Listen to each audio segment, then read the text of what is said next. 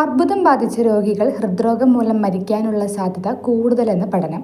അർബുദം ശരീരത്തിലെ നീർക്കെട്ടലിലും രക്തം കട്ടപിടിക്കുന്ന പ്രക്രിയയിലും ഉണ്ടാക്കുന്ന ദീർഘകാല മാറ്റങ്ങളാണ് ഹൃദ്രോഗ മരണ സാധ്യത വർദ്ധിപ്പിക്കുന്നതെന്ന് ജേണൽ ഓഫ് അമേരിക്കൻ ഹാർട്ട് അസോസിയേഷനിൽ പ്രസിദ്ധീകരിച്ച പഠനത്തിൽ വ്യക്തമാക്കുന്നു.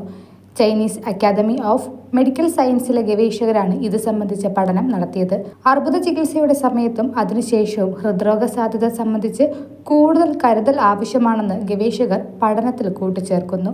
ചെറുപ്രായത്തിൽ അർബുദം ബാധിക്കപ്പെടുന്നവർ ഇക്കാര്യത്തിൽ കൂടുതൽ ശ്രദ്ധ പുലർത്തണമെന്നും റിപ്പോർട്ട് ചൂണ്ടിക്കാണിക്കുന്നു. 3,79,944 പേരുടെ ഡേറ്റ ഉപയോഗിച്ചാണ് പഠനം നടത്തിയത്. ഇവർക്ക് പഠനത്തിന്റെ ആരംഭത്തിൽ ഹൃദ്രോഗം ഉണ്ടായിരുന്നില്ല. ഇതിൽ 65,047 പേർ അർബുദ രോഗികളായിരുന്നു.